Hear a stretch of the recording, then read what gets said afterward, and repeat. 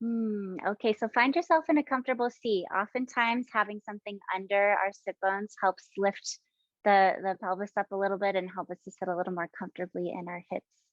So see what works for you as we'll be here for a few moments as we ground ourselves, we breathe, and we do our warm up. Okay, so finding yourself comfortable here, spine's long.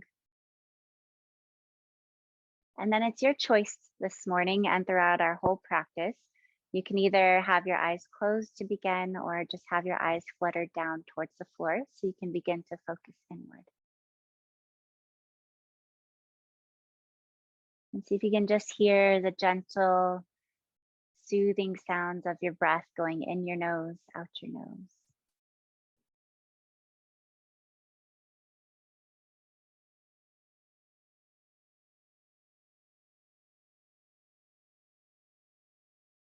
And see if the spine can grow a little taller and the breath a little more full.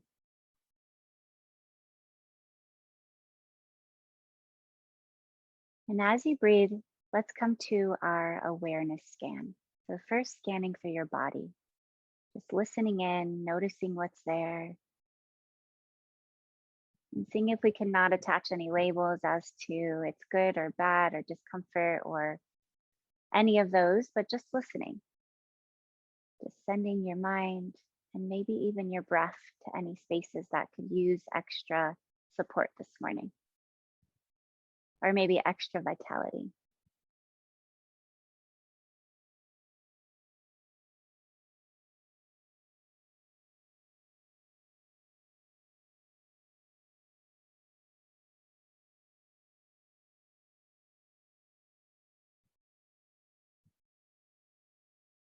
And then begin to scan through your mind, your heart, your energy.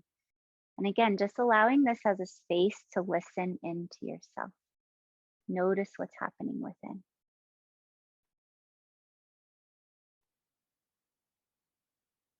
And see if you can notice by just the simple act of sitting still for a moment, taking some intentional breaths and intentionally listening into your body, your mind, your heart, your being, yourself, how that already begins to change our energy, change our nervous system, change what's happening in our mind. So this will be a bit of our focus today, is really being able to use the tools of our practice to ground ourselves within, to reconnect to that internal compass, that intuition that will guide us as life changes, as things maybe are expanding, maybe things are changing, maybe you're stepping into a new role in your life, maybe the path ahead is unknown. All of those things continue to cycle through in our life. There's never one moment in our life that it's like, okay, I finally know my path ahead and everything is clear. So coming back to this grounded place, and the simplest tools can help us. But of course, we'll be moving our body today, getting some stagnation out, reconnecting with our internal life force. And again, please honor yourself through this practice. Okay, so we'll start today with 3 ohms. Either you can listen in or you can ohm with me. And on this inhale, we'll get Oh.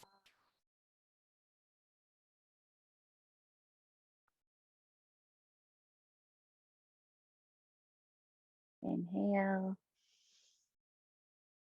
Oh.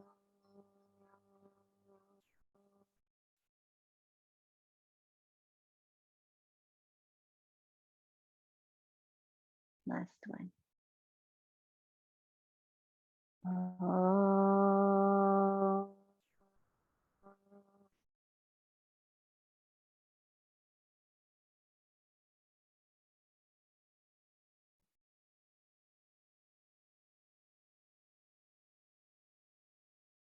You can gently open your eyes and look towards the screen if you haven't yet.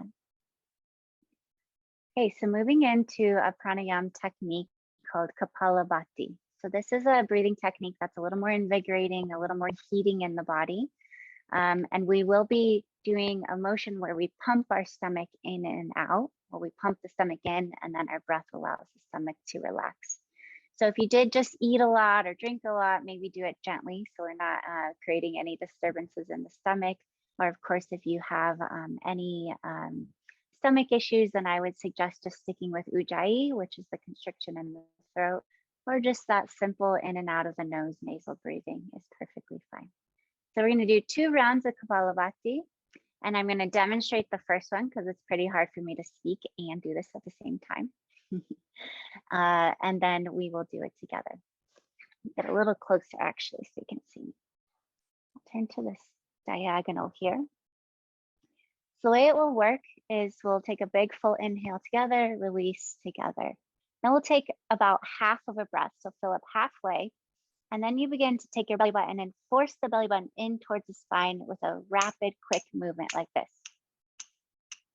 Kind of at that pace. I don't know if you can hear me. Hopefully you can hear because I have my headphones on.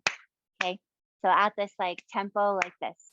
And do as much as you can. If you're feeling like, oh, this is too much for me, if you're feeling a little woozy or out of breath, then stop and find your breath. Okay, so I'll show you just one round or just a few. So I'll inhale halfway.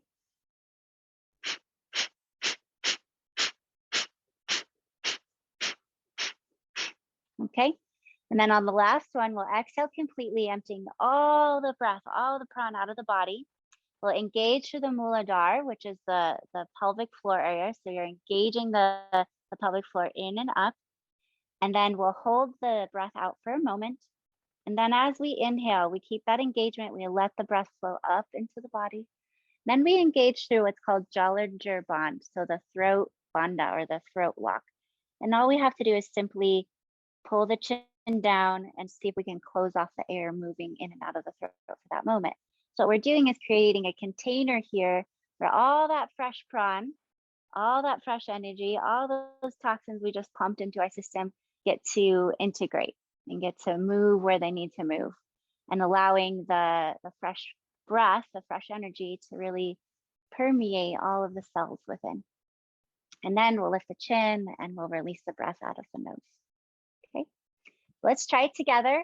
Again, if you're feeling like, I don't know what I'm doing, that's okay. Just try it with us, okay? All right, so sitting up tall, it's important to have a nice long spine. So we allow the energy to flow freely. Okay, a nice big inhale here. And let it go, maybe side out or out the nose, whichever feels best for you. Okay, so sometimes it helps to have a hand on the belly to help guide you. So it's up to you, or have your hands rooted on your legs. Okay, so halfway in and begin.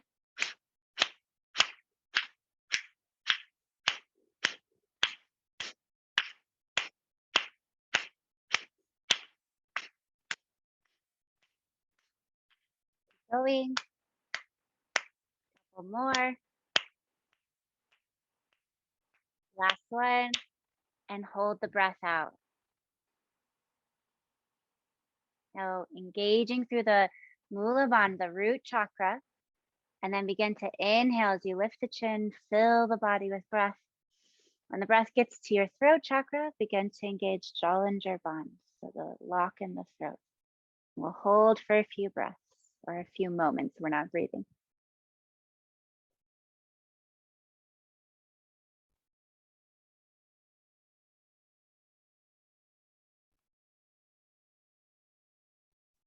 Okay, gently lift the chin and release that breath out the nose.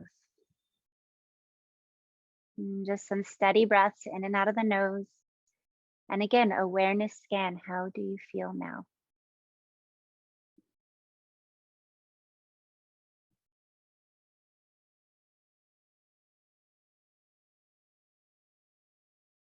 I like to do this breathing technique or this pranayama in the morning because it's invigorating. It gets the blood pumping, it gets the belly moving, it gets the organs flushing.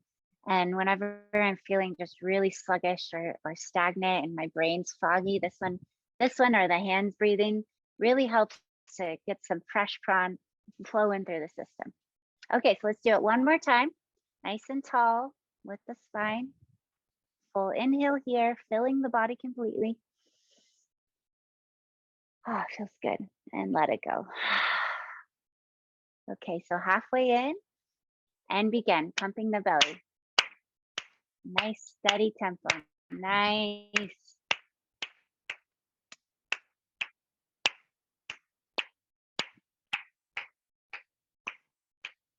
Doing great. Just focus on pumping out. The inhale will come naturally. Couple more. Last one. Hold the breath out. Press all the air out you can. Squeeze the navel towards the spine. Squeeze it all out. Engage through the root block, so Mula Bandha. And slow sips of breath in.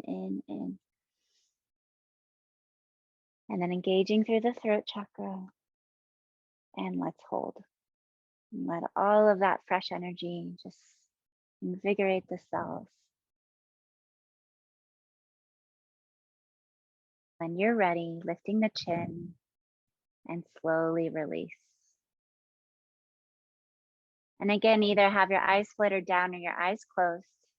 And just come back to your nasal breath in and out of the nose.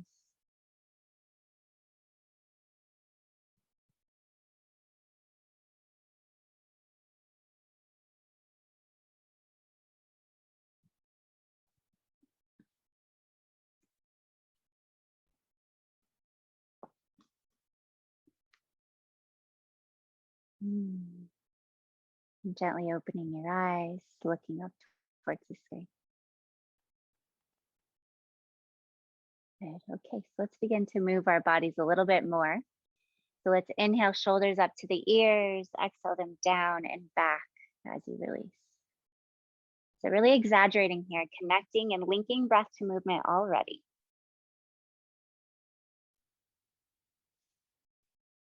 Fueling the body with fresh breath, releasing what's no longer needed.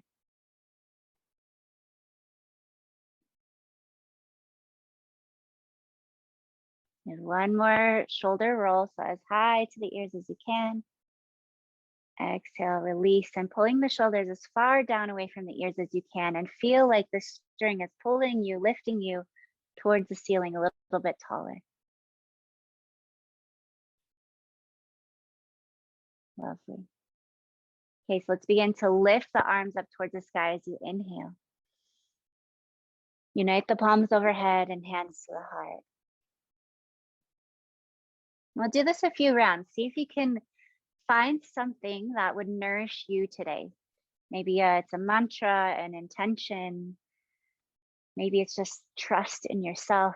Maybe it's just fresh breath. And see if you can inhale that, draw it in from the universe, and then pull it into your heart, pull it into your core.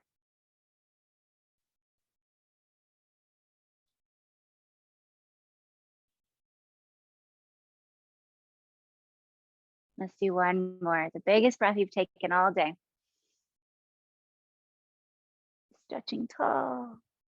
And then drawing that intention into the heart.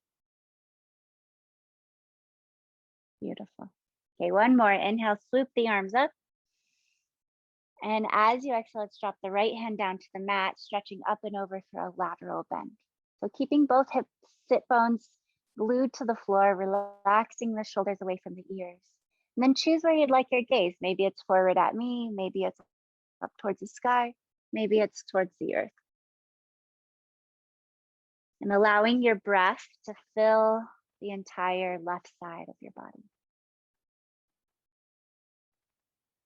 And as you inhale, stretching back towards the sky, exhale to your other side. Again, rooting down, relaxing shoulders, and then filling your body with fresh breath.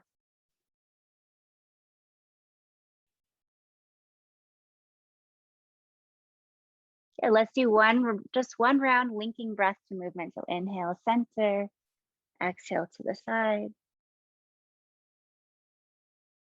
Inhale, center, exhale to the side.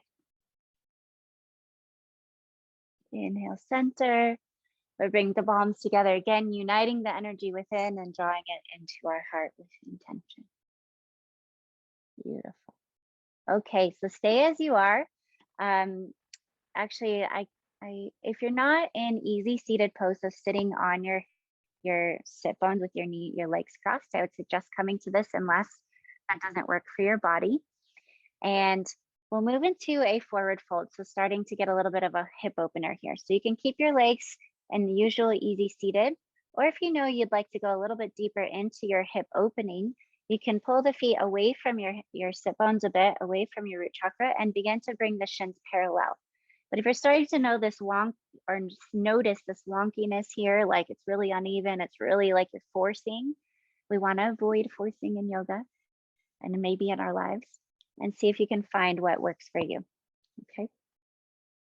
All right. So really rooting down here, and then we'll begin to walk the hands forward to the seated forward fold. And once you get to your stopping point, let your head drop down and then reconnect to your breath. If you'd like to practice Ujjayi breathing today, that's the Darth Vader sounding breathing, or like you're fogging up a mirror breathing with the lips closed, you can move towards that today. It's a little bit more of a heated breath, and a breath that will bring some concentration towards the mind. Or you can stick with the nasal breath in and out of the nose.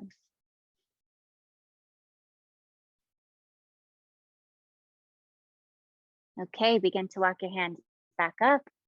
When you come back to seated, inhale the hands up towards the sky. Exhale as you rotate them backwards, placing the fingertips into the floor behind you. Shine the heart towards the sky as you inhale.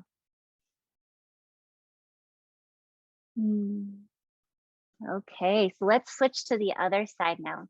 So rotating or switching out your legs, whichever position works for you on this side. And one may need a deeper stretch or a deeper posture, and one may need a little bit less. So listening into your body. Okay, so rooting down, grounding down, and then walk your hands out in front of you. Again, when you get to your stopping point, let the head drop and allow the focus to be on awareness, on your breath.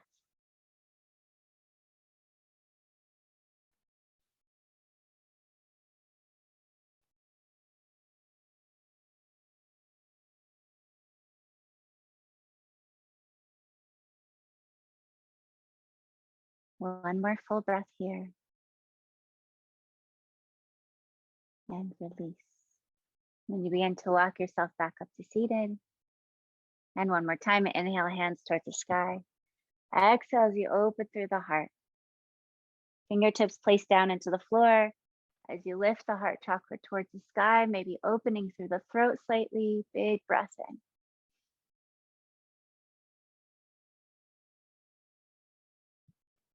Good, and we'll come back up to a neutral spine here. Okay, let's stretch those legs out in front of us. I know we've been seated for a while now. Give them a little wiggle, a little shake. You can always stay seated on your blanket or on your pillow, whatever works for you, or you can come to seated on the floor. And let's just sit in this position for a moment. Maybe the knees are slightly bent. If the hamstrings are a little bit tight, that's okay. What's important is to have those sit bones pointed directly down into the floor so that the spine can stay long. If I start to lean back, I get this pressure all through my hip area, all through my SI joints. So I want to lengthen through the low spine, lengthen through the hips, and then just allow the legs to go where they will. And reconnecting back into the breath, maybe allowing the breath to expand any spaces that feel a little tight.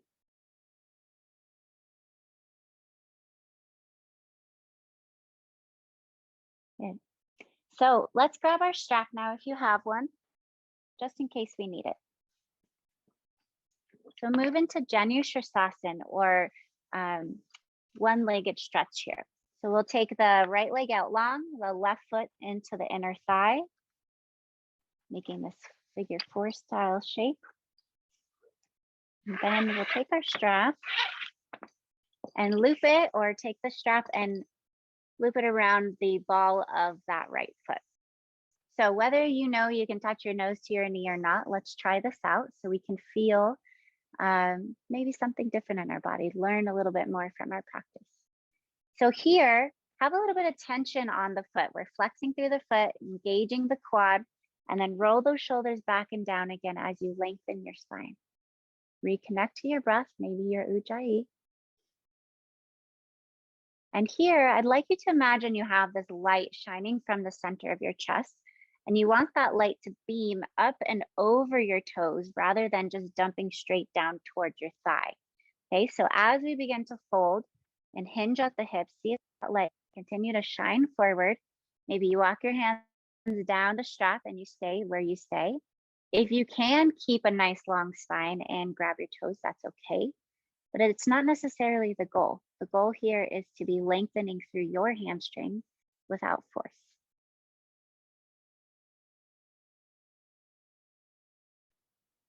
So reconnecting into your breath as we hold this posture. And see if with each exhale you can soften a bit more. Let go of the need to know, let go of the need to be perfect maybe, or maybe just pieces of letting go.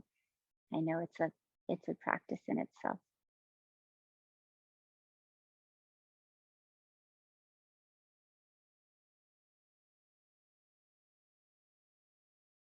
And slowly roll yourself back up to a neutral spine. You can drop your strap if you have it. Inhale the arms towards the sky. We'll come to a twist. You're going to take your left hand to the outside of your thigh, and your right hand will swoop back, circle back, press into the floor behind you, and really lengthen through the spine as you come to this twist.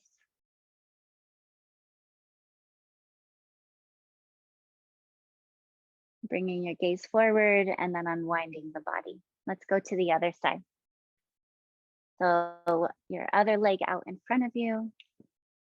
And of course, now you know your body, you know what we just did. So if you do not want to use a strap, of course, by all means, you don't have to. But even as a longtime practitioner, I really like using the strap. It helps me to keep my alignment and keep my chest lifting tall. I get to use that tension on the strap to really lift my heart. Okay, so again, we have that light shining from the chest, nice deep breaths here, and listening into this side of your body to begin to fold into this posture, Janushirasana.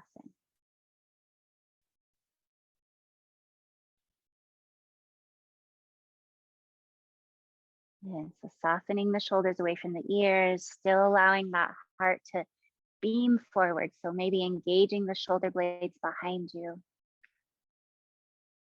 Nice adjustments, everyone. With each exhale, we melt into the posture. With each inhale, we reinvigorate ourselves. So here, with everything I'm telling you, to listen into your body, to, can you guys still hear me? Give me a thumbs up. Okay, my earbuds not weird. So listening into your body here, it allows us to begin to tune into that internal compass bit by bit. And rolling yourself back up.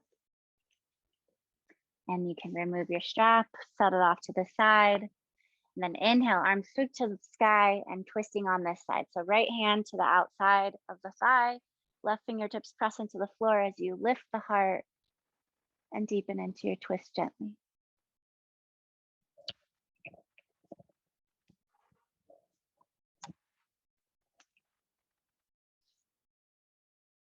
And bringing the gaze forward first and then unwinding the body. Lovely job. So we'll just be seated a little bit longer.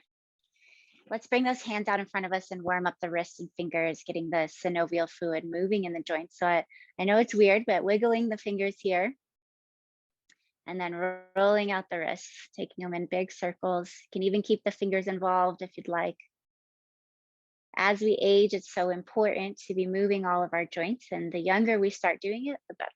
And switch directions if you haven't yet.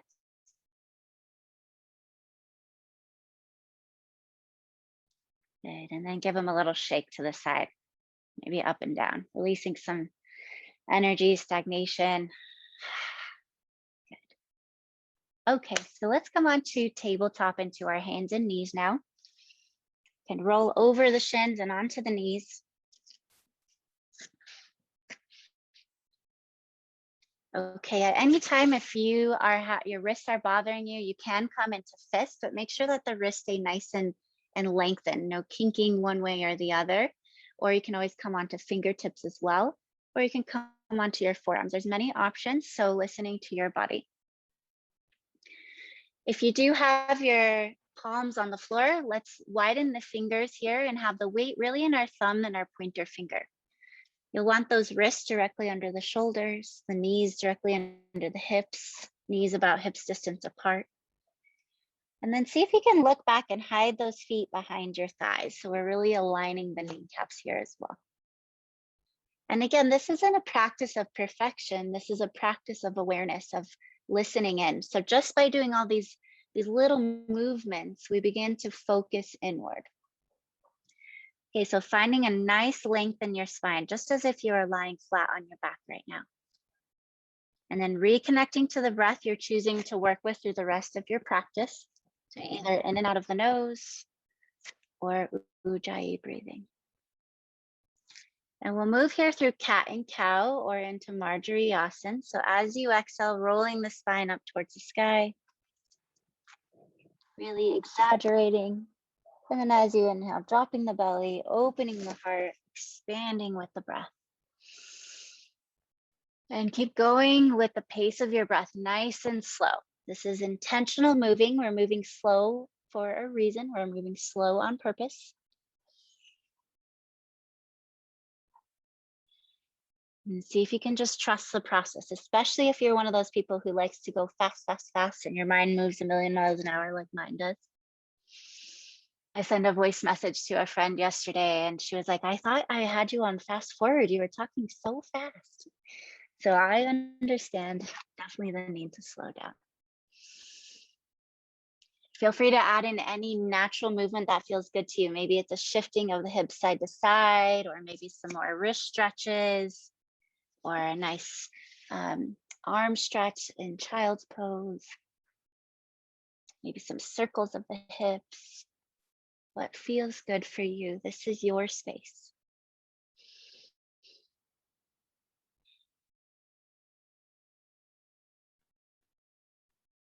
And finishing up so you feel balanced on both sides.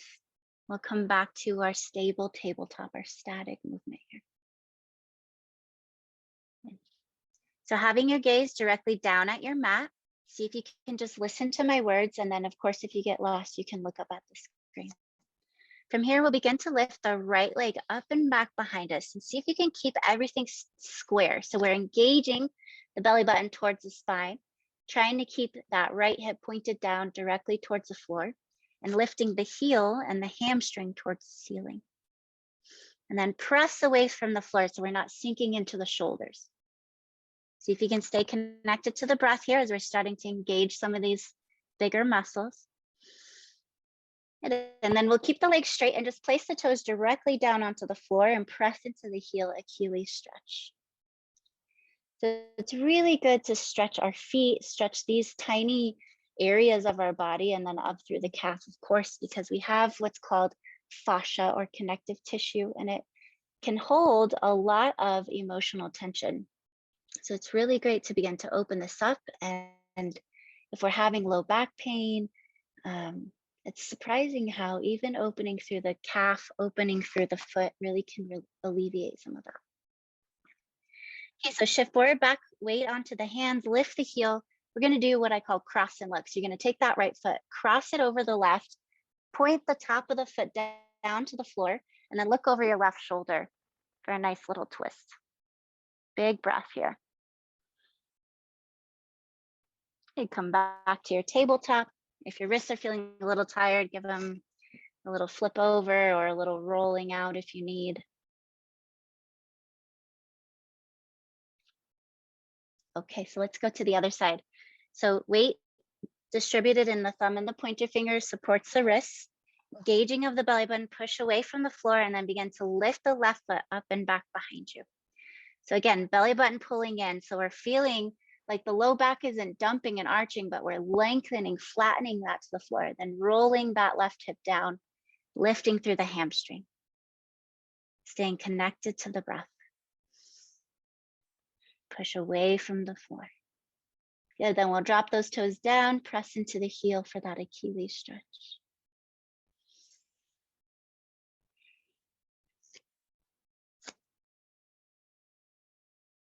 Okay, moving into cross and look. So lifting the heel back up, cross over the right, point the top of the foot to the floor, look over the right shoulder, a nice side bend and twist.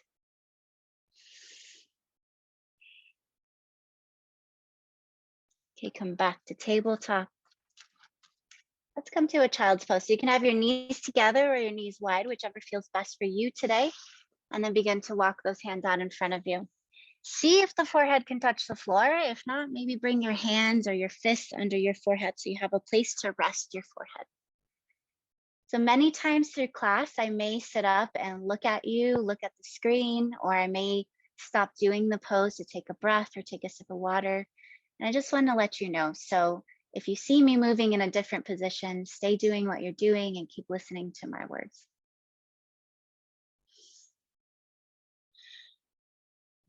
Now, before we begin to move even more, see if you can come back to that awareness scan. With each time we come back to this, maybe we find a layer deeper or a little bit different understanding. Or maybe we've flushed away some of those tensions, those toxic thoughts, and we can reconnect into that inner compass.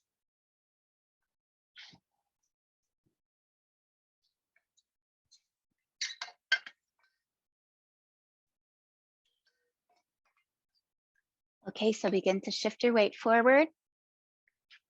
And we'll lift up into Adho Mukha Svanasana, or downward facing dog. You can slide your hands forward a bit, begin to lift the hips high, really lengthen through the spine here.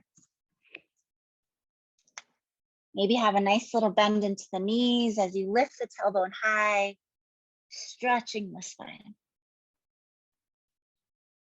And then you can pedal out one foot at a time if you wish, or any other movements that feel good and organic for you in this Adho Mukha Svanasana.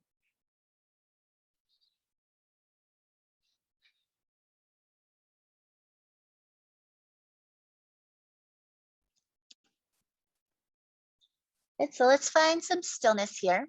And let's all place a nice big bend into the knees, almost like a 90-degree bend into the knees. Then take that chest and press it back towards the thighs and really lengthening through the upper back. Shoulders still stay away from the ears. Big breath.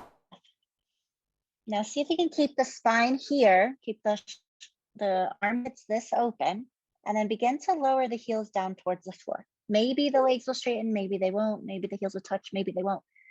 This is all a part of the practice. But the goal in our down dog is to have a long spine more than long legs. Okay, so come up onto your tippy toes, and then we'll begin to roll forward into our plank posture.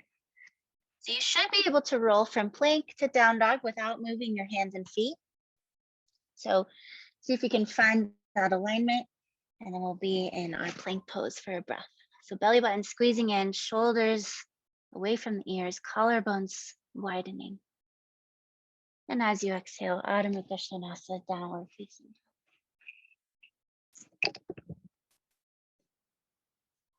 And let's lift the right foot up and back behind you. Nice, straight, strong, square, all of the things we tried when we were down in tabletop. Now we'll do the opposite. So bending through the knee, open that right hip, open that right knee towards the ceiling. You can stay here or you can make circles if that feels best for your body. We'll drop that right foot down and moving to the left. So again, push straight, strong.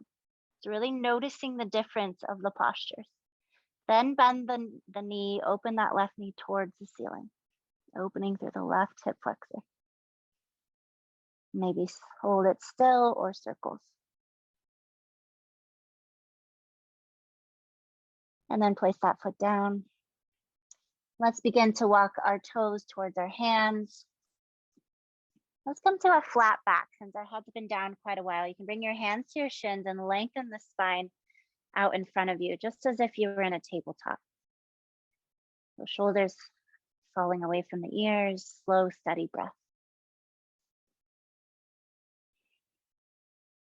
Okay, so we'll come to a ragdoll fold here. So feet hips distance apart or wider, a good bend into the knees, and then let the body hang long. So either the arms can dangle or you can grab onto either elbow.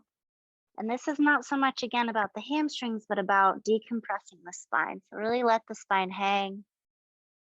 Some people, it feels great to stay still and just let gravity decompress the spine. Some people like a little movement, so sway side to side or moving in the neck.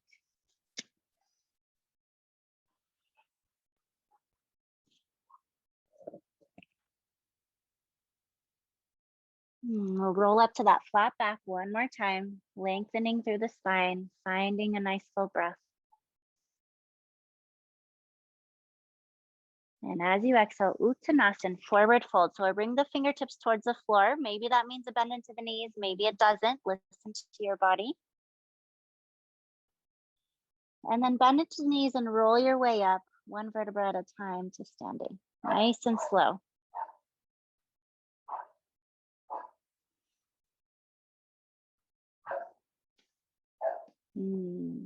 Lovely job, everyone.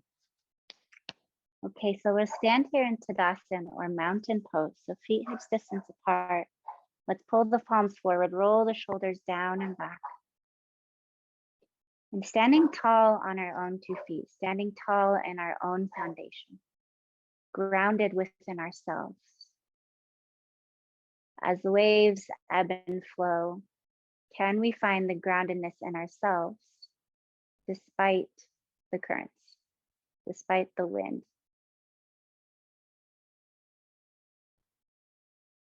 And the more we practice listening in, finding our inner compass, listening to our intuition, the more we quit seeking the answers and the more we find them already within us. Okay, so feet hips distance apart, standing in Tadasana, palms open forward.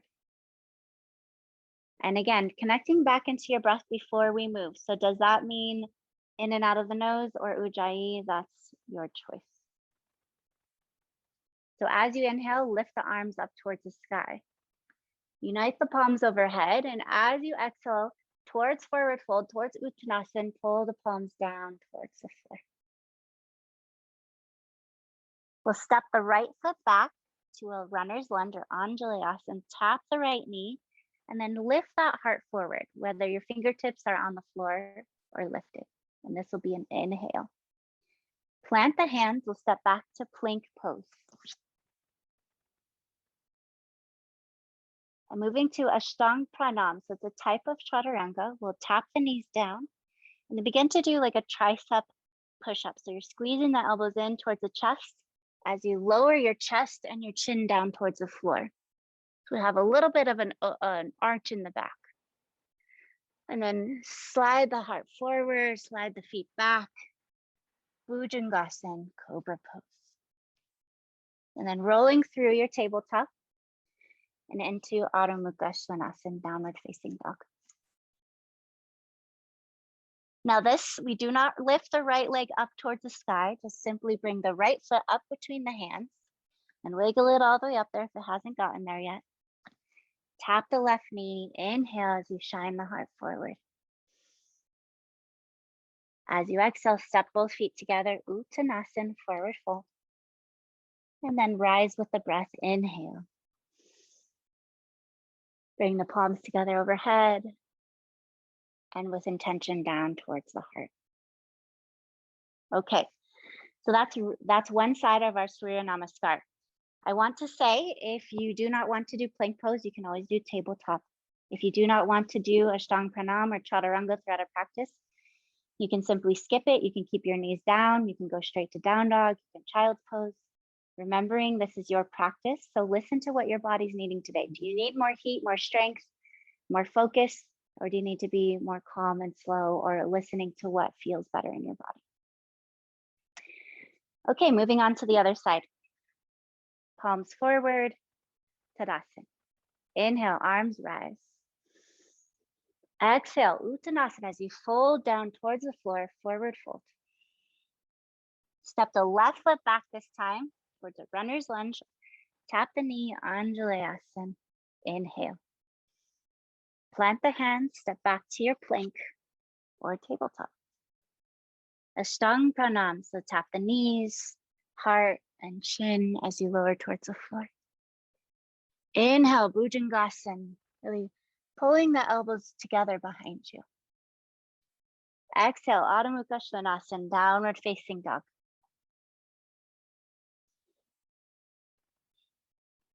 And this time, left foot comes forward between the hands. And again, if it doesn't quite make it there, bring the foot all the way forward with the hand or do the snail toes coming forward.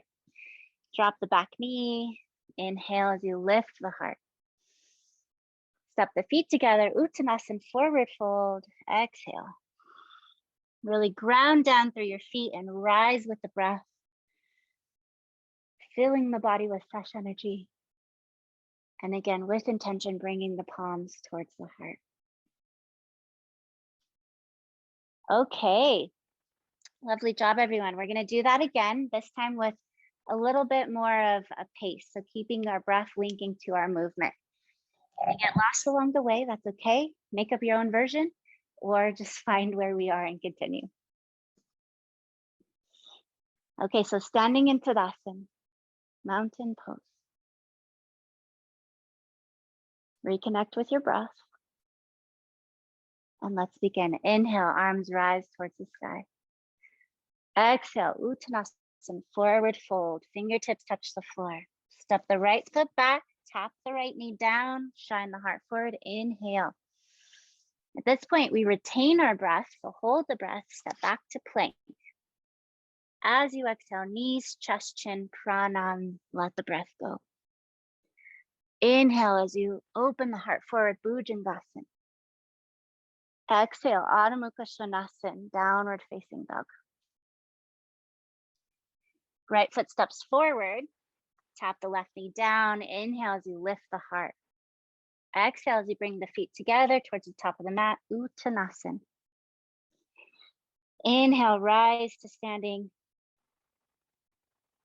Exhale, hands to heart. And let's continue. Inhale, arms rise. Palms together as you fold down, bow down, Uttanasana. Left foot steps back. Tap the left knee, lift the heart as you inhale. Plant the hands, retain your breath, plank pose. Ashtanga pranam, so tap the knees, chin, chest as you exhale. Inhale, Bhujangasana. Lift the heart, shoulders away from ears. Exhale, Adho Mukha Svanasana, downward facing dog. Left foot steps forward, tap the right knee, lift the heart, inhale. Step together, Uttanasana, exhale. Inhale, rise to standing. Exhale, hands to heart. So let's stay here for a moment and either find a dristi, which is like a focus point of the eyes and the mind, or close your eyes if that feels comfortable for you. And reconnect in. The heart's pumping now. The body's moving. Let's inhale, the arms rise towards the sky with the breath. This time, let's open the hands to the side, fold down with arms wide, heart shining forward to Uttanasana, then the palms come to the floor. Inhale to flat back, so you can keep the fingertips on the floor if the hamstrings are open, or lift the fingertips to the shin and really lengthen the spine. This is an inhale. Plant the hands as you step back to your plank pose. You can always drop the knees here. You can always skip chaturanga if you wish. We'll go through one chaturanga slow. So shift the weight forward towards the fingertips. And again, like a tricep push-up, but this time we're gonna lower halfway down. You can lower all the way to the floor if you wish. Then flip the top of the feet over and come into upward facing dog. Urdhva Svanasana. Good, and then roll back to Adho Mukha Svanasana. Find your breath. This time, lift the right leg up and back behind you. We'll bring that right foot between the hands into runner's lunge, Andalayasana. So coming up onto the fingertips, or maybe this is a great place for blocks, allowing the breath to flow freely as we shine the heart forward. Let's drop the back knee and squeeze the inner thighs together as you begin to lift the hands towards the ceiling, towards the sky. So that engagement of the inner thighs creates a stability in our posture. So you can keep pulling the right hip back to square the hips and then maybe deepen into your lunge. So we're in our runner's lunge with our chest lifted.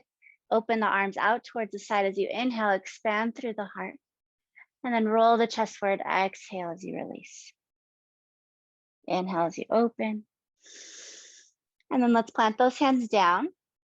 You can step into your plank. You can go straight to tabletop and do a chaturanga. You can go straight to down dog, whichever you wish. Inhale to your up dog or cobra. Down dog, Adho Mukha Svanasana as you exhale. Okay, so other side, left leg lifts up and back behind you, and then bring that left foot between the hands to your runner's lunge. Good. Square up the hips, squeeze the inner thighs towards each other already, and then begin to tap the back knee down. And we'll lift up with the inhale, squeeze the inner thighs together. Could be a good place for engagement of the pelvic floor as well. So left hip rotates back as you deepen into your lunge. And we'll do 3 rounds with the arms. So inhale as you open wide. Exhale as you fold forward. 2 more at your own pace.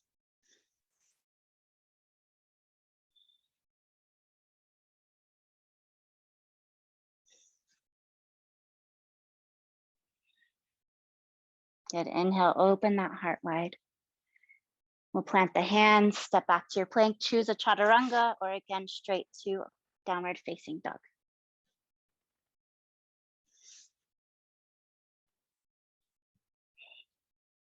And reconnect with your breath here in Adho Mukha Svanasana.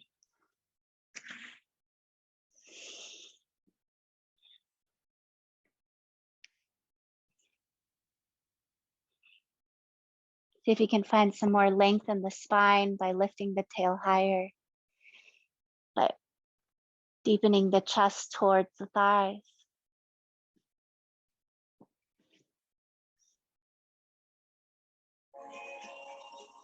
Good. So begin to bend into your knees. Shift your gaze forward, and you can either walk your feet towards your hands or hop towards your hands. And then we'll inhale to that flat back. Exhale, Uttanasana, forward fold. And again, grounding through the feet before you rise, and then inhale up towards the sky. Exhale, hands to heart. Lovely. Okay, let's continue. Inhale, arms rise. Dive down, forward fold, Uttanasana. Inhale, flat back, Ardha Uttanasana. Plant the hands, step into your plank pose. You can take a chaturanga here through upward facing dog, or just move the hips back into Adho Mukha Svanasana, down dog. Okay, let's continue. So right leg lifts up and back behind you. We'll come into warrior 2 or Virabhadrasana 2. So the right foot comes up between the hands, the left heel rotates down to the floor as you windmill yourself up. I'm going to turn so I can see.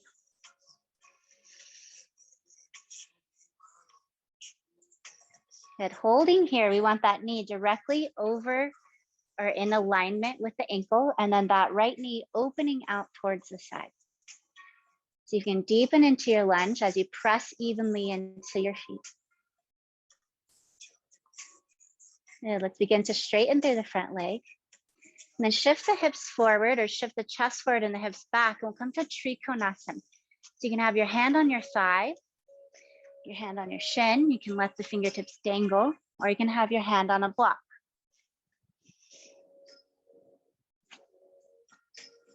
What's important here is we're lengthening, yes, through the hamstrings, but also through the spine. So I'm pressing into whichever item I have below my right hand, and I'm opening and lengthening the spine.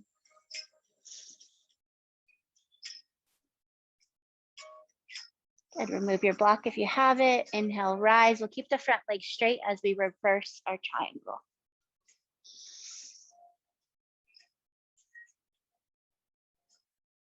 Good, and then windmilling the hands down, flow down to your plank. And then you can choose a chaturanga or go straight to Adho Mukha Svanasana.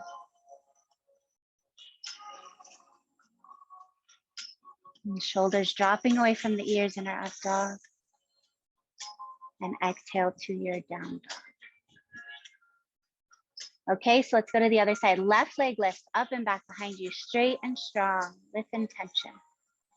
And bring that foot between the hands, get all the way up there. Rotate that back heel down on the right foot, and then windmill the hands up as you come to standing in Virabhadrasana 2, Warrior 2. Finding our knee alignment, maybe deepening into the posture, shoulders soften.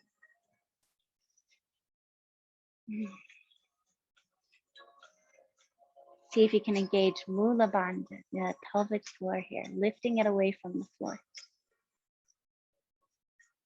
Nice. Okay, so let's begin to straighten through the front leg, and we'll shift our chest forward. And then again, find the version that works for you here. Even if you're letting your fingertips dangle, you can press the back of your fingertips into your leg and then open and expand the heart. The gaze can stay forward, or you can gaze up towards the ceiling.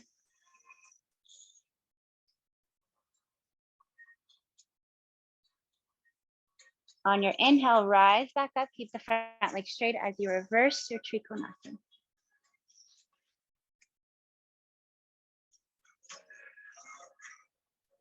And as you exhale, windmill the hands down to your plank. And choose whether you're doing chaturanga or straight into Adho Mukha Svanasana, downward facing dog.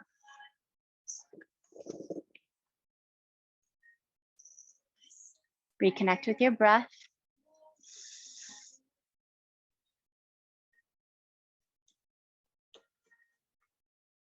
Okay. Looking up between your hands, it's your choice. Begin to bend into the knees and either hop, jump, or lightly step yourself forward. Uttanasana. Inhale, flat back as you lengthen the spine. Exhale, Uttanasana, forward fold. Inhale, rise from the feet towards the sky. Exhale, hands to heart. Beautiful. If you'd like to get a drink of water, traditionally in yoga classes, we don't drink water because we don't want to cool the fire, but I know this is a long class and I want you to honor your body. So if you need a sip of water, I'm going to take one and then we'll continue.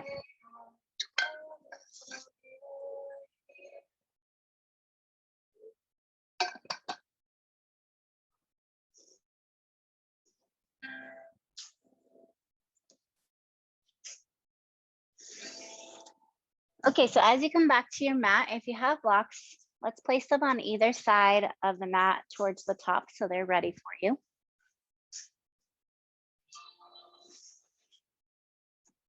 Okay, so we'll continue to build off of this. If you see, we're beginning to open through the whole class, open through our hamstrings, so we continue into those postures. Actually, also grab your strap towards the top of your mat as well in case you need it. It's better to keep them away from the front of your mat so you don't bump your head on the blocks. Okay, so come back towards the top of our mat into Tadasana to begin again. Palms forward, grounding through all four corners of your feet. See if you can gently lift the arches off the floor. Okay, and let's continue. Inhale as your arms swoop up towards the sky. Exhale as you dive down, Uttanasana, forward fold. Inhale, flat back, Ardha Uttanasana. Plant the hands, step back to your plank. And again, your choice of chaturanga or straight into downward facing dog.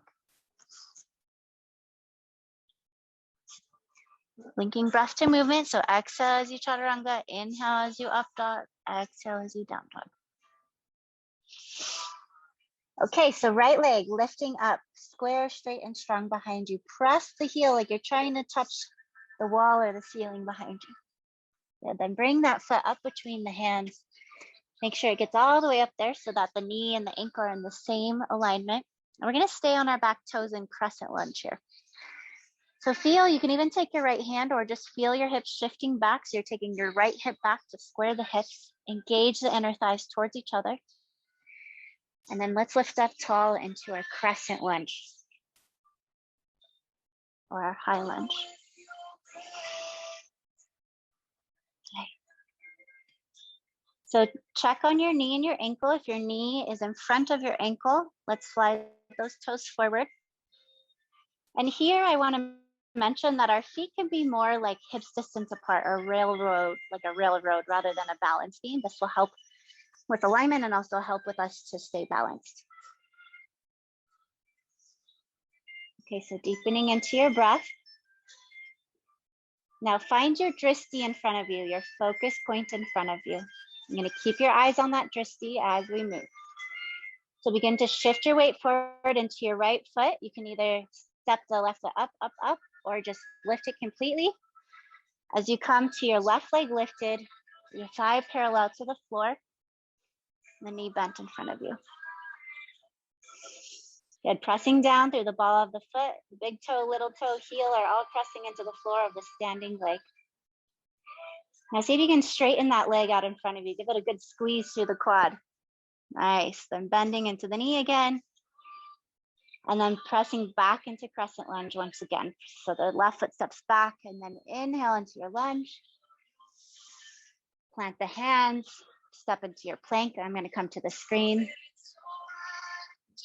And moving through chaturanga, and we'll meet in downward facing dog. Adho Mukha Svanasana.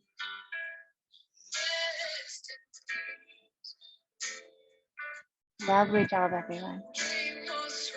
Okay, other side, left leg lifts, up and back, straight, square, strong. And then bring that left foot up between the hands, however it can get there. Maybe it's a wiggle, maybe it comes to the outside first, then towards the center. Squaring up the hips, maybe have the feet hips distance apart, pulling the left hip back behind you. And then that engagement through Mula Bandha and through the inner thighs as you lift and rise with the energy into crescent lunge. Yeah, keep the left hip pulling back. And then this lunge, it's very common for the low back to really start to arch a lot. So you want to pull that lower belly below the belly button up and in. So we're lifting the pelvis away from the thigh. And see if you can think about your tailbone pointing down towards the floor. Maybe that requires a little bend in the knee. That's okay. And then we inhale, the arms rise. Okay, so same thing on this side. Find your drishti. Find the balance in your left foot. Begin to shift forward and lifting the right thigh parallel to the floor in front of you.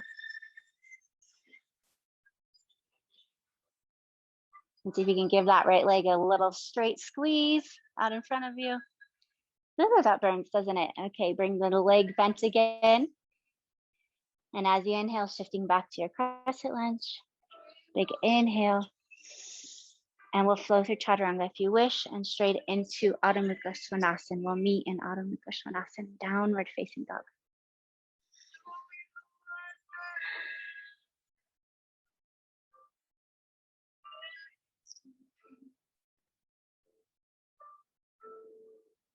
And find your breath. Find your balance.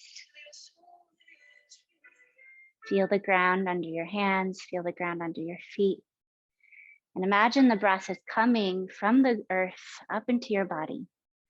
And then as you exhale, you transmit that breath back into the earth. This exchange of energy, this alchemy of energy.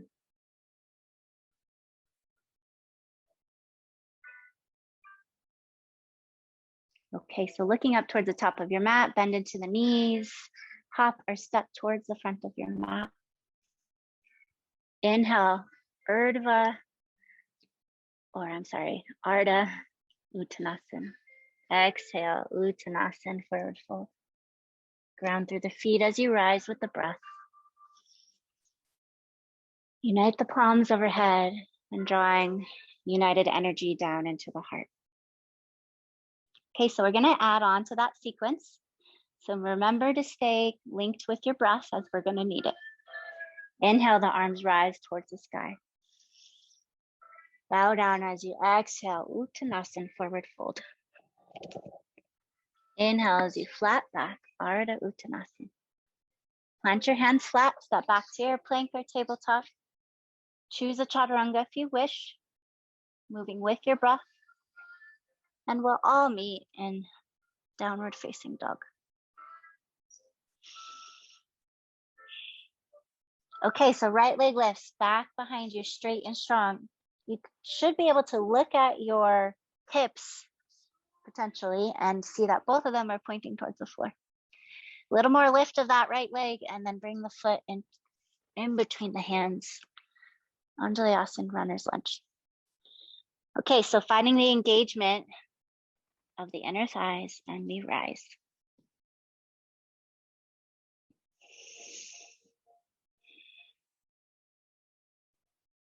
So even though this is challenging, we're feeling the stability in our feet and the stability in our breath, which creates stability in our mind. Okay, so same thing, we're gonna shift forward onto the standing right leg as we lift the left leg, the left thigh parallel to the floor. Give the left leg a good little stretch out in front of you, and then bend into the knee again. And this time, we'll move into Virabhadrasana 3 or Warrior 3. My suggestion is to keep your arms up in front of you, but you can always bring them out to the side for balance or to your hips if you wish. So from here, our drishti will shift from the floor as we hinge forward and kick the left foot back behind you. And all this practice of squaring the hips, this is where it comes into play. Okay, so the back leg straight behind you, flexing the foot. Now notice that left hip is pointing, pulling down towards the floor as you lift the back of the thigh. I always like to think of, I call it the underbutt, you know, right where your butt and your thigh meet. That's what needs to lift towards the sky and the heel. Nice. Okay, plant that back foot down, left foot down to your lunge. Big inhale. Good job, everyone. Let's take a couple of breaths here. Rebalance with the breath. And then rotate those hands down to the floor, step to your plank, and we'll either choose chaturanga again or into Adho Mukha Svanasana, downward facing dog.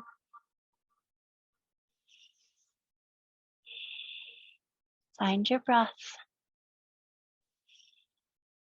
Find your balance. Okay, on to the other side, left leg. So practice it here, straight square. This helps us in this balancing posture. Now bring that foot between the hands, maybe towards the left hand. Squeeze the inner thighs and we rise into our crescent lunge. So squaring the hips here already, lengthening the breath. Find your drishti. Shift forward onto your left foot and the right thigh comes to parallel above the floor. Now see if you can square up the hips here. Now lengthen that right heel out in front of you, give the quad a good squeeze, and then bending back into the knee. Find your breath, the drishti shifts to the floor as you hinge forward. Square, square, square, square hips, long straight legs, stretch that heel out behind you. So imagine you're trying to stretch that heel behind you to touch the floor and the fingertips or your head, the crown of your head, the opposite direction. Great job, breathe. Good, gently drop that right foot down towards the floor as we come and lift the arms, crescent lunge. Take a breath or two here as you need. And rotate those hands back down to the floor, coming to your plank pose. Choose chaturanga if you wish, and we'll all meet in downward facing dog, Ardha Mudra Svanasana.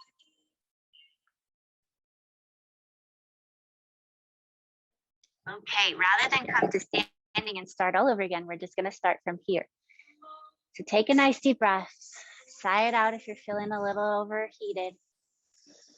Rest.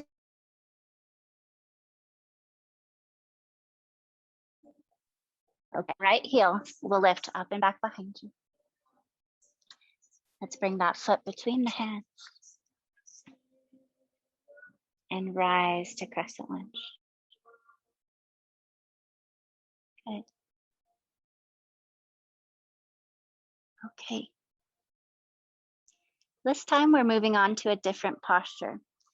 And I know I just had you rise up to crescent lunge, but I should have had you grab your strap. So go ahead and roll yourself back down, grab your strap, and then lift back up into your crescent lunge so we have it ready with us. Good. Okay. So we're going to move into the same thing where we shift onto the right foot and come to the left thigh parallel to the floor. We're balancing and focusing on our drishti. I'm going to face you now. Okay, so from here, we're balancing and we're going to take our strap nice and open and wrap it around the ball of the left foot. Now, balancing postures are really just a play of the ego and a play of the mind. So if you fall, it's okay. Try again. Breathe, laugh at yourself. Balance out your hips and try again. So from here, we're moving into Utthita Hasta Padangusthasana. Utthita Hasta Padangusthasana. Hand to toe pose. Okay, so we begin to straighten that left leg out in front of us. Keep your eyes on the drishti. Roll those shoulders back. Strong standing leg. Now we can stay here. You can walk your hands down your strap. And if you know your body, you can take your 2 fingers and wrap them around your big toe and move into the full version with either that right arm out to the side or the right arm up towards the sky. I'm gonna come to the screen. Good, the leg does not have to be straight. I love to see that. Now we don't wanna force the foot higher by dumping our booty back, right? And pressing the pelvis forward. So we wanna keep that nice, strong foundation. Breathe and try again. I'm giving some extra time here in case we need to try different props, try different situations. Good, okay, so come back to that bent knee, parallel to the floor. You can drop that strap off in front of you. And the left foot swings back into crescent lunge as you lift with the breath. Lovely job, everyone, lovely job. Another breath here. Plant the hands down to your plank and let's all just skip chaturanga and go into Ardha Mudra Svanasana.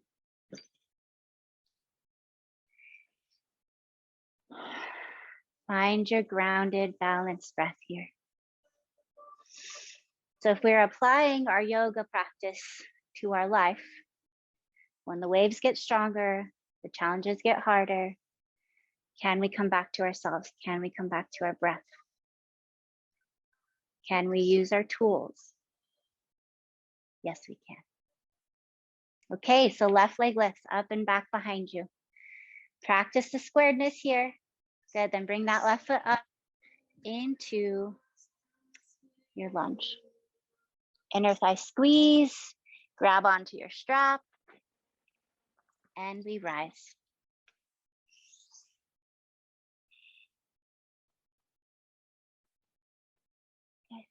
Okay, so drishti is forward. Begin to shift onto your left leg, standing leg strong, right thigh parallel to the floor. So if you're able, without falling, to look at me for a moment, I noticed a little bit of this position going on. So I'm shifting my hips and my pelvis forward as I'm dumping into my low back to get my leg out there. So see if we can keep the shoulders, the hips, and the heel all in the same alignment and nice and tall and long. All right, so moving into Utthita Hasta Padangusthasana. Took me a while to learn that one. So don't worry if it's hard for you. Bring the ball of the foot to the strap and then begin to find your version of hand to toe pose. Shoulders roll back, using the strap as tension or using the 2 fingers on the big toe to what's the word I'm looking for? To really draw the heart forward. Shoulder blades roll back, heart draws forward.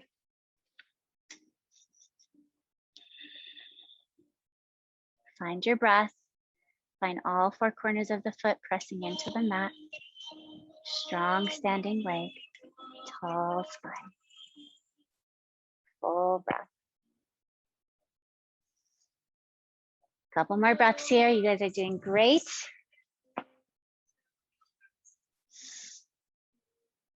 Okay, so bending into the right knee, release your strap off to the side, arms rise. Right foot steps back into your lunge, lifts the heart as you inhale for a couple of breaths. Rotate the hands down to the floor, to your plank. If you'd like one last chaturanga, now is the time. Or roll straight back into Adho Mukha Svanasana, downward facing dog.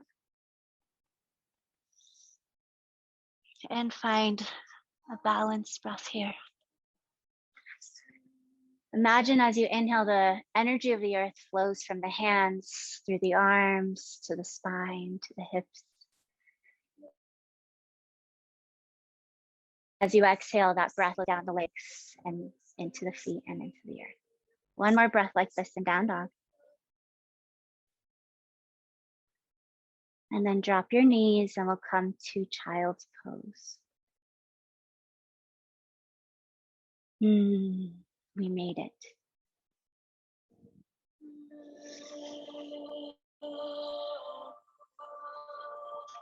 We thought the beginning of class was moving slow. It was. I'm known for having a nice slow burn. All of a sudden you're like, how am I sweating? Find a balanced breath, maybe sigh out the mouth.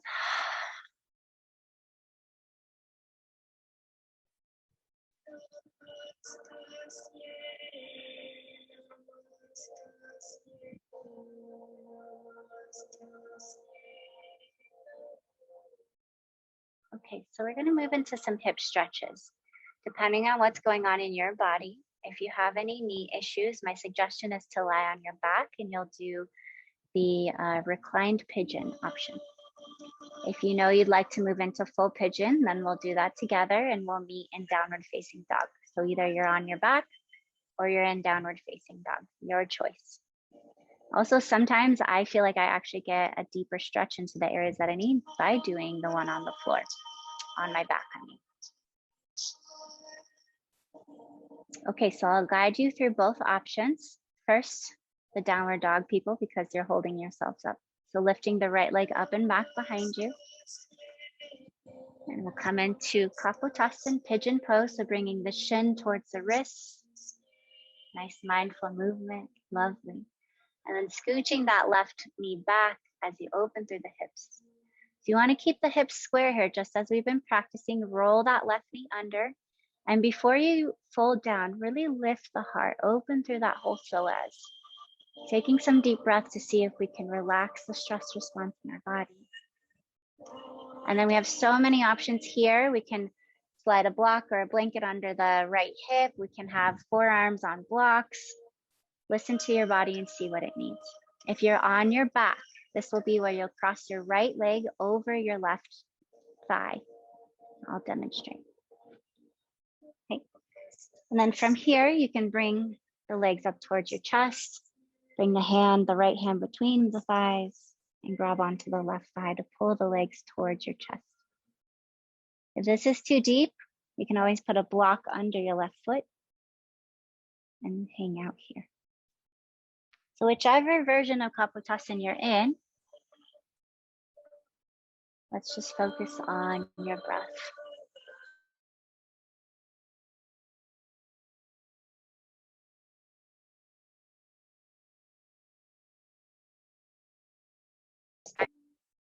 So I like space. We're trying to multitask. People need things from us. See if this moment can be about you, be about listening inward.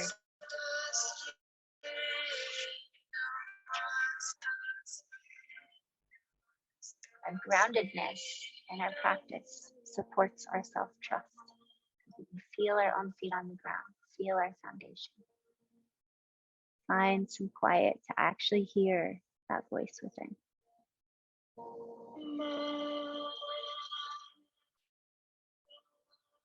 A couple more full breaths here, guiding the breath deep into the root chakra, sacral chakra, into the hips. Letting the exhale melt away what needs to leave.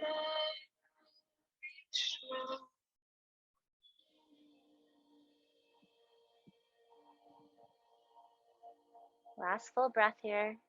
Hold it at the top. Sigh it out. So if you're on your back, you can uncross your legs, bring both feet to the mat. If you are in full Kapotasana, plant the hands and press your way back into downward facing dog, Adho Mukha Svanasana. And wherever you are, do a movement that feels good for you. So maybe it's pedaling it out or opening that right hip in your down dog, or rocking side to side on your back.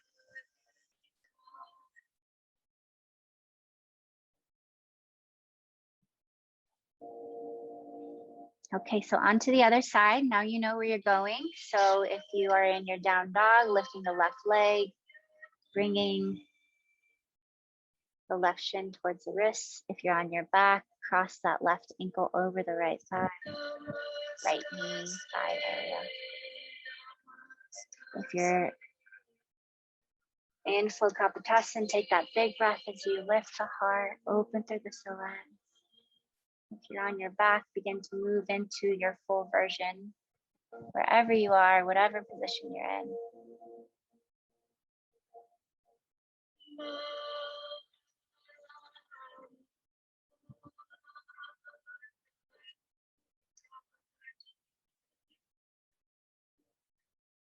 Especially if you're on your back, it's a good idea to flex the foot that's on top. So I would think it's your left foot.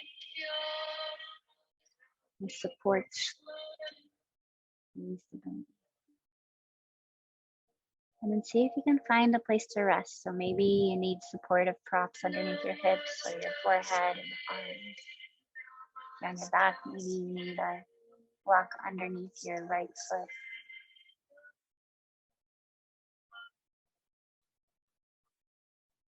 Especially these poses, these restorative type poses. These are not our place to keep forcing our way forward, but finding the ease, finding the flow, finding the breath.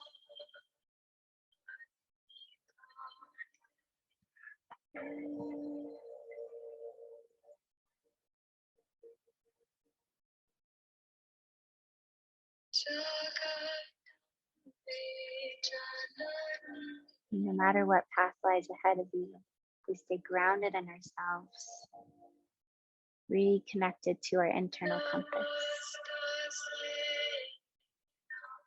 That's where we find stability. That's where we find peace.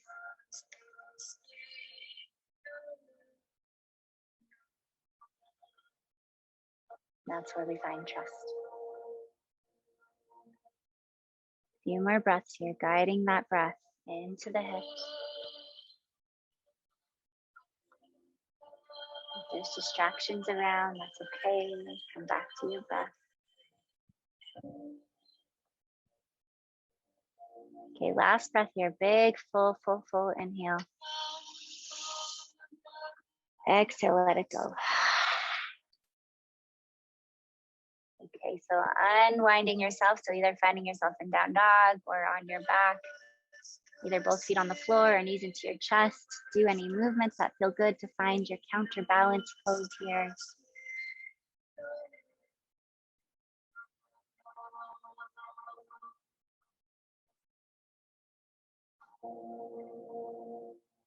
And then no matter what Kapotasana, what pigeon pose you did, let's all come onto our backs.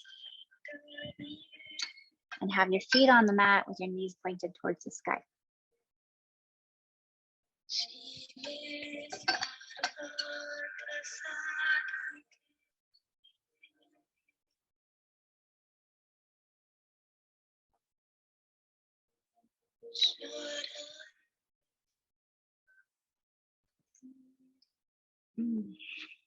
Okay. We'll move into our bridge posture here. Do you want your feet about hips distance apart? And begin to scoot your heels back towards your hips, maybe being able to tap or barely tap the back of your heels. Find the inner thighs squeezing towards each other. And then roll one shoulder down and under your body, the other shoulder down and under your body. And for now, let's keep the palms pressing into the floor. So it's really important in this posture to keep your gaze towards the sky. Keep your nose pointed towards the sky.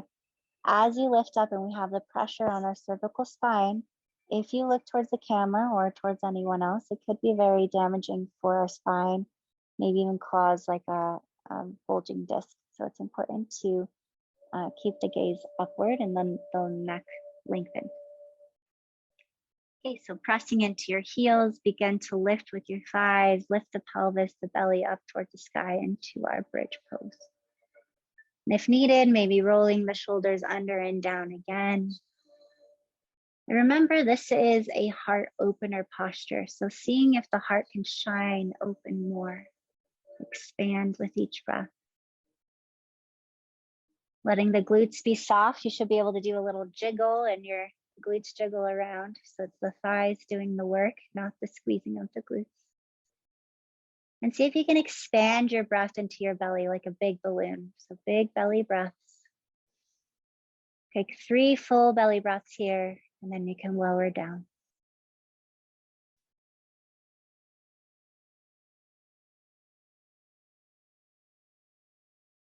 And as you lower 1 vertebra at a time, just soften down.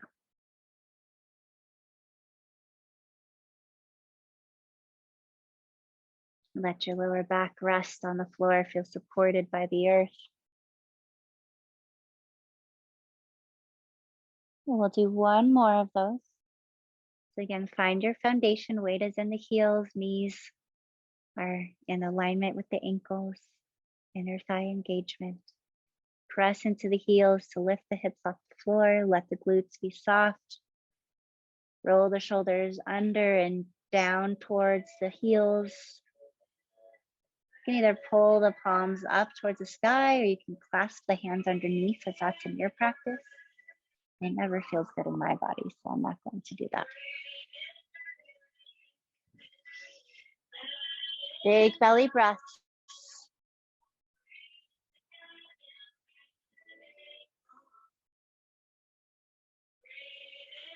Two more breaths here.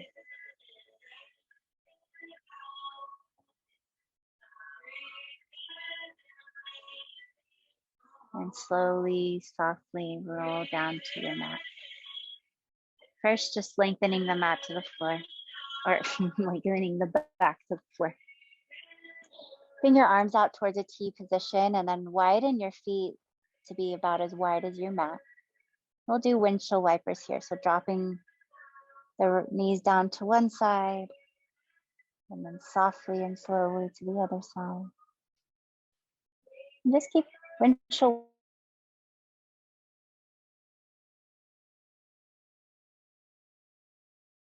Or you find holding it gives you a nice deepening or softening. Listen to what your body needs.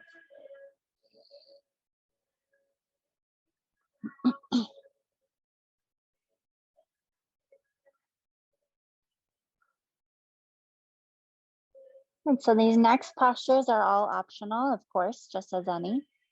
Excuse me. If you know you have injuries or issues in the neck, please be kind to your neck. We'll be moving through shoulder stand, halasana or plow pose, and then into fish pose. All right. So again, keep the gaze up towards the sky. And let's begin to move into shoulder stand. So we'll bring the feet towards the ceiling and then begin to lift the hips up towards the sky, letting your hands come as support under your hips. And you want to really pull those elbows behind the spine. And then either pointing the toes towards the sky, Or you can play here, maybe bending into the knees, dancing with the legs. What feels good to you today? A couple more breaths here as we try to lengthen the spine, lengthen the neck. Weight is in the hands and in the elbows. And so from here, we can move into halasana. So we slowly drop the toes over the head. Maybe a bend in the knees is needed. You can stay supporting the low back with the hands, or you can drop the hands, palms to the floor. Very deep back stretch, so only go as far as feels good. Maybe the toes don't touch the floor. Maybe you need to bend. One more breath here. Slowly roll yourself down with the support of your hands onto your back. And bring the knees into the chest.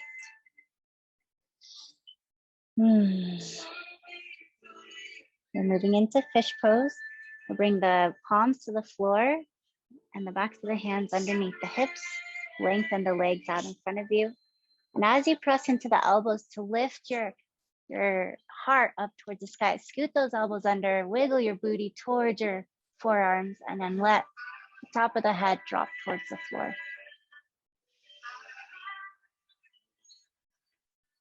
This is a challenging pose to get into, so if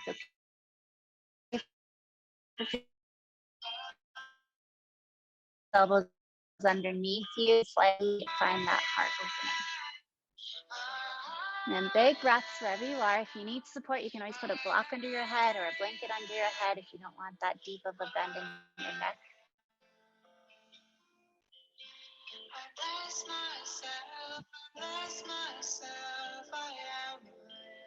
And gently walking the hands out and lower your body onto the earth.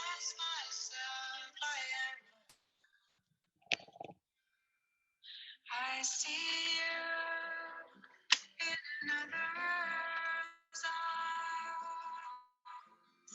You speak to me through their lips. Maybe knees into the chest as you rock side to side. Or a good squeeze of the shins to lengthen your spine.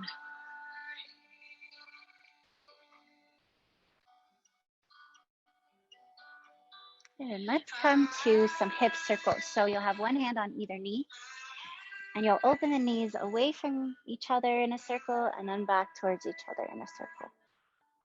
So like each knee is making its own circle away from the other one. And then rotate the opposite direction. So the knee bend, rotate back together. One of my favorite yoga postures.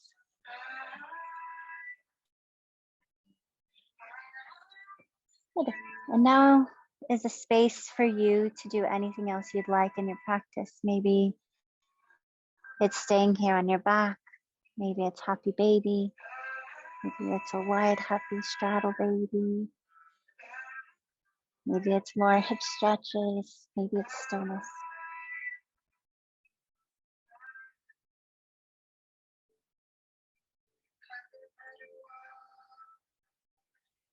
So finding yourself soft here, lying flat on your back.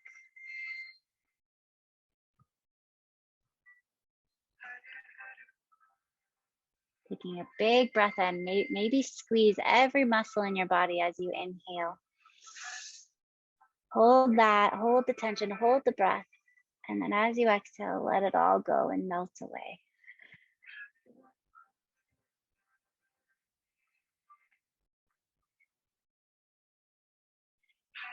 And see if you can be soft with your breath.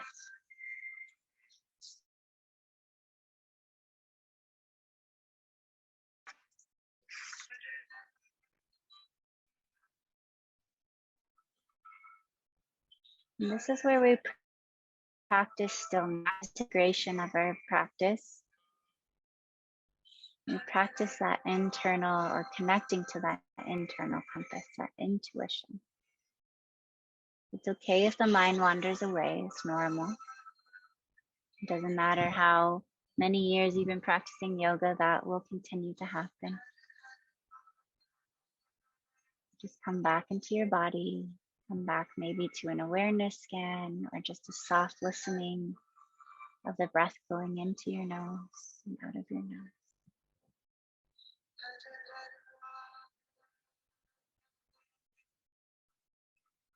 So be quiet for the next few moments as I allow for space for you to integrate, to reconnect with yourself, to let go, to trust.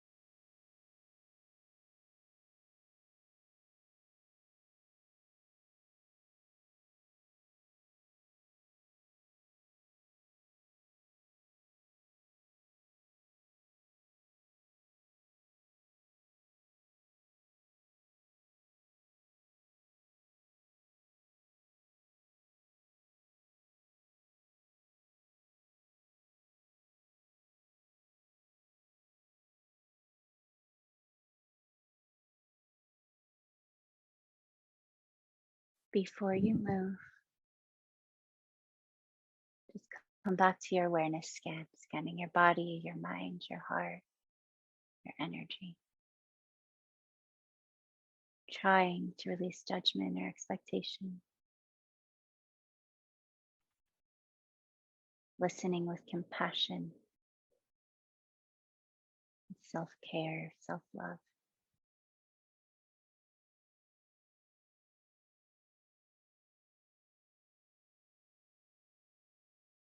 Maybe begin to deepen your breath in your nose. Let that fresh breath, fresh prana fill the whole body, from your nose to your toes. And let it go. Whatever energy has moved today, process, come up, breathe into it. Calm the nervous system and let it go. You start to make gentle movements, wiggling fingers and toes. Maybe rocking the head side to side. Whatever else feels good for you. Maybe that is a gentle, invigorating stretch as you stretch the arms overhead and you lengthen the toes and the fingers away from each other. What a day to be alive. And then coming knees into the chest. And then roll off to one side. Let's stay on one side in our fetal position.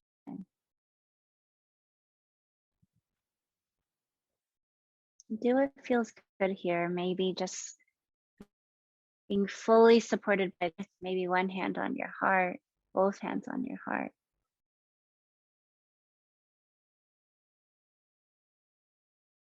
And then using your hands to guide you up to seated. And find yourself in a comfortable seat.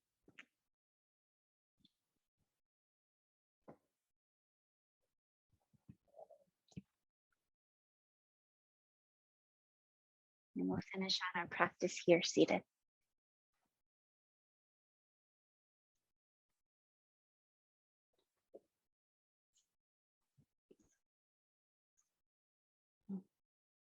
See if you can find your spine tall. And here we'll do Durga pranayama, or 3-part breath. So for those of you who don't know, we separate our breathing ideally into 3 parts. So we fill the belly, we fill the low ribs, we fill the chest, and then we release chest, ribs, belly. Maybe it's helpful to have one hand on chest, one hand on belly, or even energetically feels good. And so spine's tall, so we can fill the whole energetic system with fresh energy. Okay, so let's begin. Big breath in as you fill the belly, fill the low ribs, fill the chest, all the way to the collarbones, all the way to the throat chakra. And then release chest, ribs, belly. And even bring that belly button all the way into the spine to cleanse out all that energy. And do a few more breaths, like 5 more rounds, filling ribs, belly, or filling belly, ribs, and chest.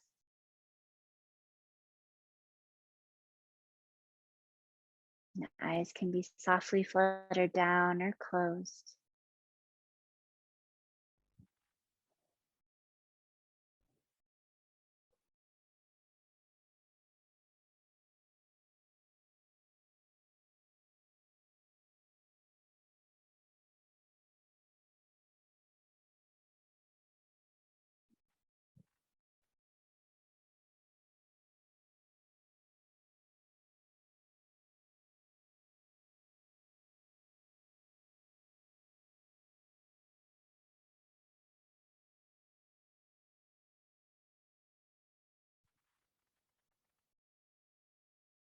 Wherever you're at, finish one more full round. Make it the biggest, most full breath you've taken. Maybe hold it at the top before you release.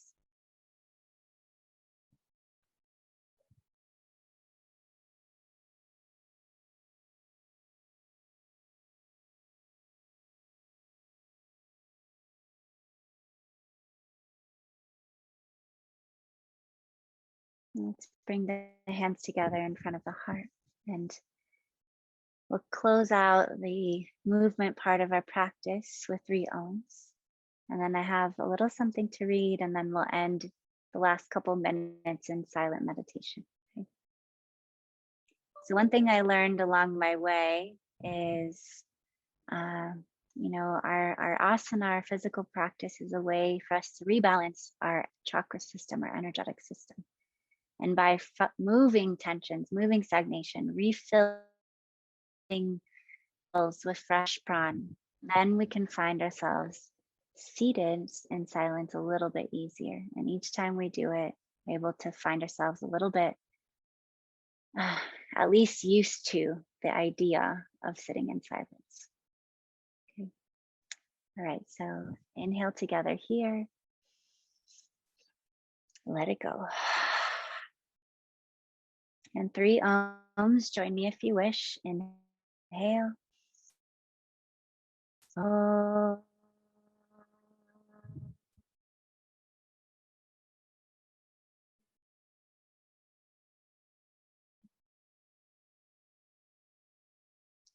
Oh.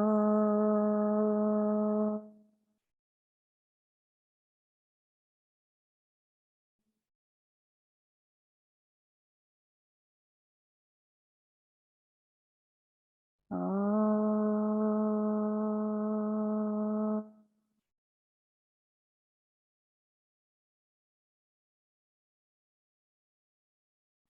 Either you can keep your hands as they are or let them rest wherever's comfortable. So I've picked up this book again. I've never fully read it through. I always seem to get a little ADD, but especially for those in trainings right now, this is a really great book called Paths to God, Living the Bhagavad Gita by Ram Dass. It's a really great book that I think it's important you read the Bhagavad Gita first and then read this, because this is his enlightenment on the Bhagavad Gita and how we can really integrate it into our lives. And I just feel like he really breaks it down in ways that like resonate so well with me, at least. So at least in my life, I'm definitely going through some big transitions, right, and some heavy waves these days. And so my practice really, as much as I do need to do it more, is my anchor through it all. And I know that many of you are in trainings now, or despite trainings, you're in life, in the game of life. And there's so much unknown ahead, and that's okay. That's where the magic lies. So I just thought that this reading would be in alignment with that. So again and again, the Gita turns our perspective upside down, just as it does here for Arjuna. It shifts our sense of what our lives are about. So as we begin to adopt the Gita's perspective as our own, we'll notice that our focus starts to change. Instead of always preoccupying ourselves with trying to get what we think we want or need, we'll start to quiet, to listen, fighting. We'll try to hear rather than decide what it is we should do next. And as we listen, we'll hear our Dharma more and more clearly. And so we'll begin tuning more and more out of our acts to that place of deeper wisdom. As that happens, all our fascination with our roles and our plans and our desires and our melodramas will begin to fall away. We will open our instruments of the Dharma, and then we'll discover that we've lost our lives and found them again. So, with those wise words from Ram Dass, we'll take the next 2 minutes in silence. When that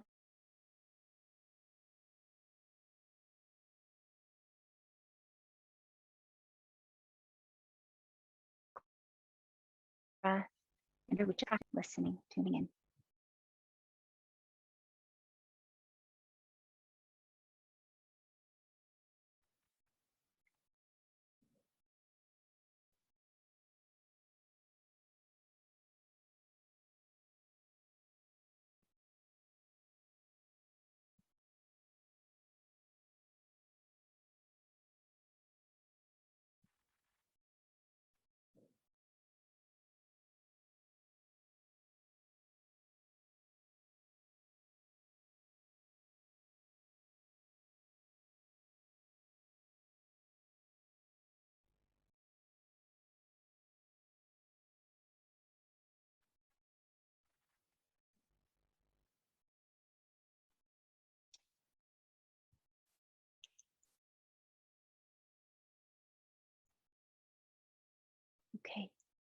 Gently coming back to us here.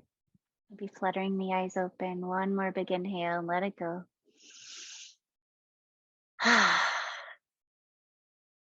Thank you so much for joining. I'll namaste, and then we have just a couple of things, a couple of announcements. Okay. We're bringing the palms together. We'll bring our hands up to our third eye. And the light in me honors and respects the light in you. Namaste.